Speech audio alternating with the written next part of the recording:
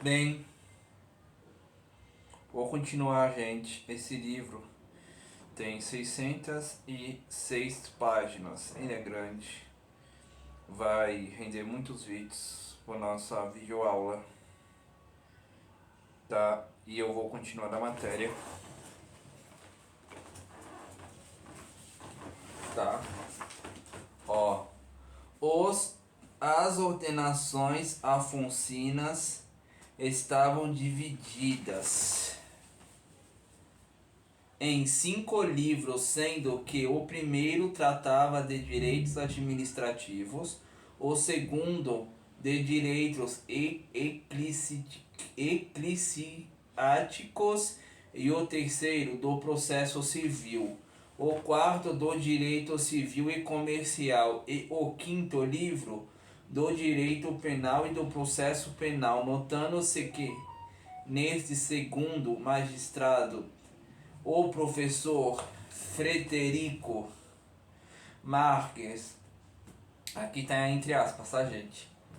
A decisão influencia-se do direito econômico e de seu procedimento inquisitorial.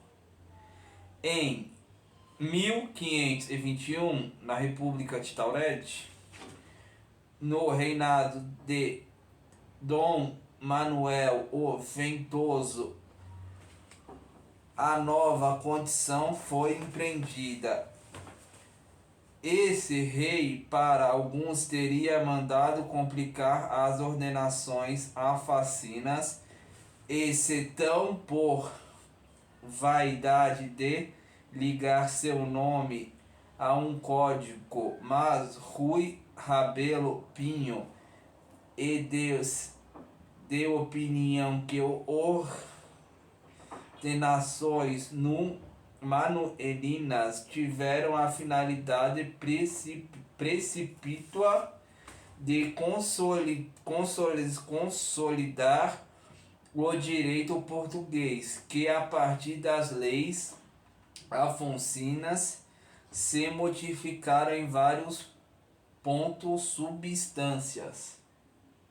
Ó, gente, vou lá pegar uma régua. Vamos lá.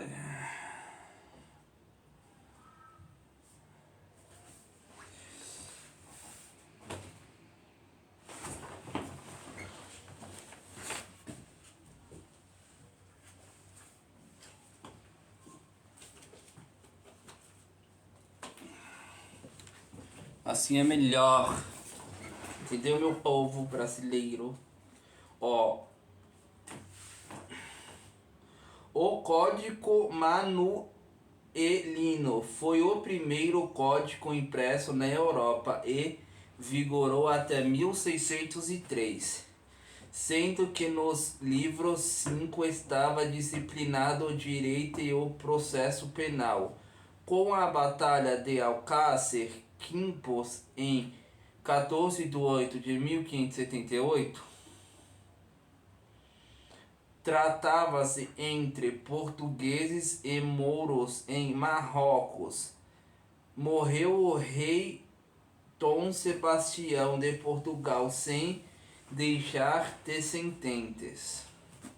Descendentes, gente, quer dizer que ele não deixou herdeiro, não tinha família, etc. Passado o trono português a ser ocupado há 2 anos depois pelo rei Castelo Felipe II, que prolongou em 1603 ordenações filipinas que vigoravam até 1830, 200 anos depois. Mesmo depois que Portugal se livrou do domínio espanhol em 1640, o rei Dom João VI prolongou uma lei em 1643. Quer dizer, ele prolongou uma lei, ele criou uma lei em 1643, mantendo as ordenações filipinas em vigor. O livro 5 refere-se ao direito penal da época. O fim era encurtar o sentado às pernas dos mais baratos. A pena de morte era aplicada de várias maneiras. A pena de prisão pouco usada. Em seu lugar havia uma pena fartecas, os castigos corporais, as mutilações. A pena de desterro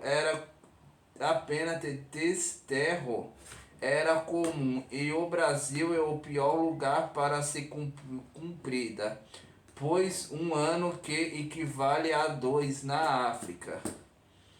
Como exemplo de pena de morte, podemos citar a de Felipe Santos, que foi esquartejado em 1720 e o Tiradentes enforcado em 1792.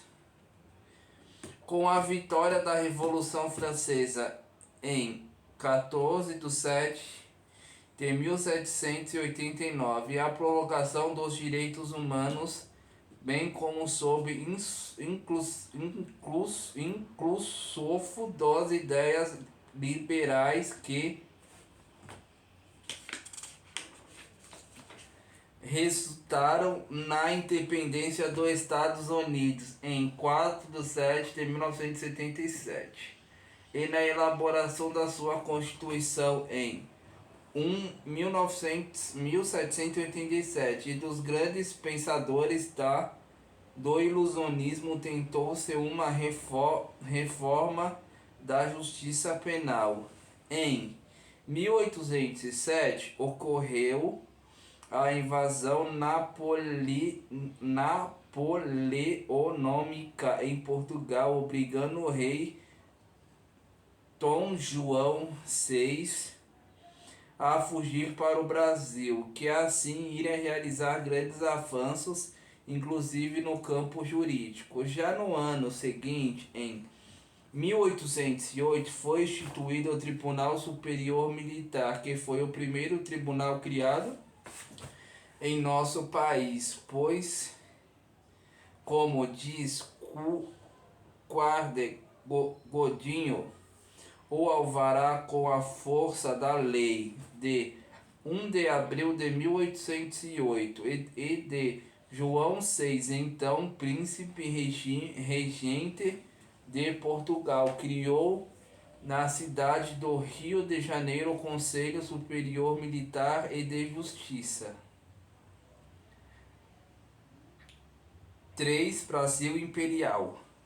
As ideias liberais que se propagavam na Europa no século XVII repercutiram na justiça penal e exigiu várias reformas humanitárias. Em 1764 surgiu o famoso Livro dos Delitos e das Penas, de César Picário, que tanto influenciou teve na época, principalmente pela sua coragem em denunciar as crueldades punitivas.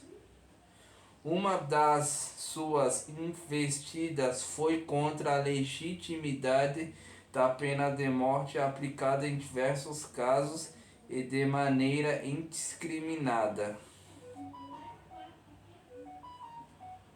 Picário pregou a igualdade dos criminosos responsabilizados por crimes de mesma gravidade pelo efetivo da punição, pois os nobres eram tratados bem pela benevolência e repeliu torturas práticas nos tribunais como eclesiásticos como recursos para obter provas.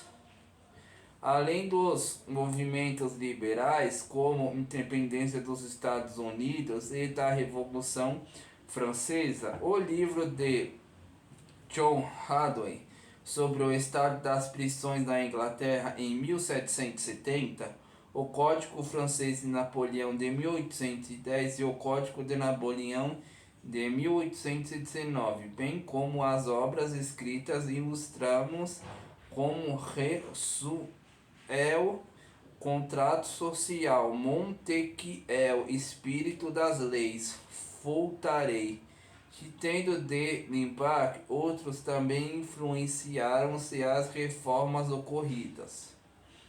Inspirado pelo que vinha ocorrendo em seu redor, as cortes portuguesas extinguiram-se as devassas gerais como a lei de 12 de novembro de 1821, que teve influência no Brasil. O príncipe Dom Pedro, em 18 de junho de 1822, criou juízes de fato para julgamento dos crimes de imprensa e manda.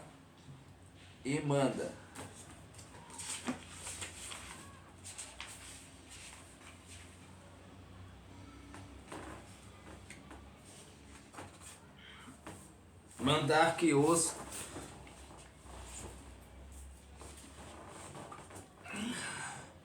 juízes criminais, por aviso de 28 de agosto de 1822, observe a Constituição de Monarquia Portuguesa de 10 de março de 1821, ficando assegurando às acusações as seguintes garantias: nenhum indivíduo deve ser preso sem culpa formal. A lei alguma, notavelmente, a pena será imposta sem a absoluta necessidade. Toda a pena deve ser proporcional ao delito e nenhuma deve passar dos delinquentes. Reclamada na independência de 7 de 9 de 1822, tratou-se de dotar o país de uma legislação própria, mas antes que ocorresse, Dom Pedro I, por lei de 1823, mandou-se continuar a aplicação ordinária filipina.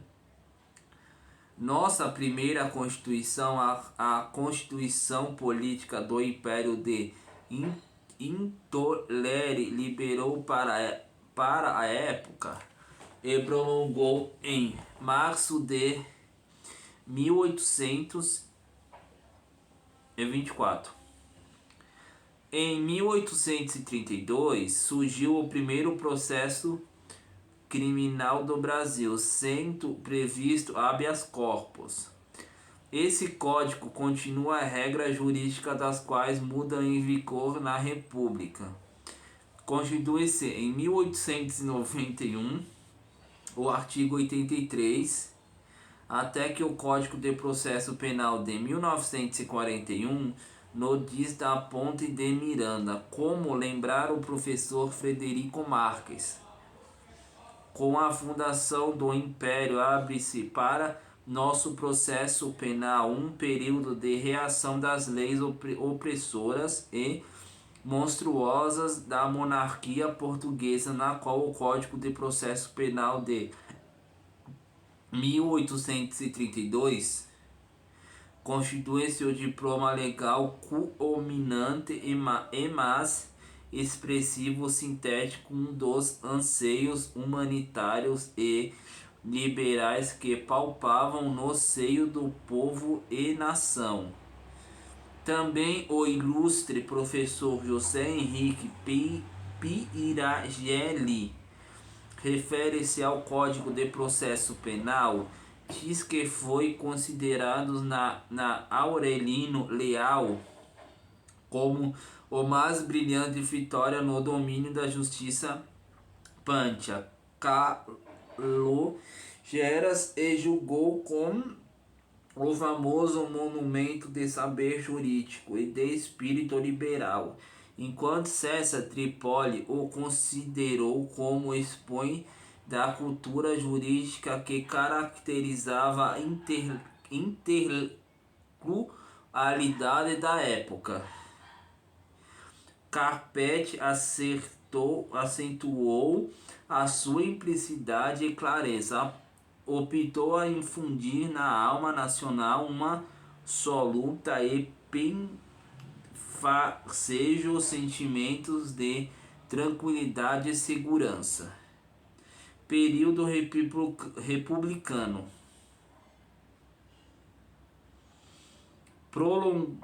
Promulgada a Constituição Republicana de 24 de fevereiro de 1891.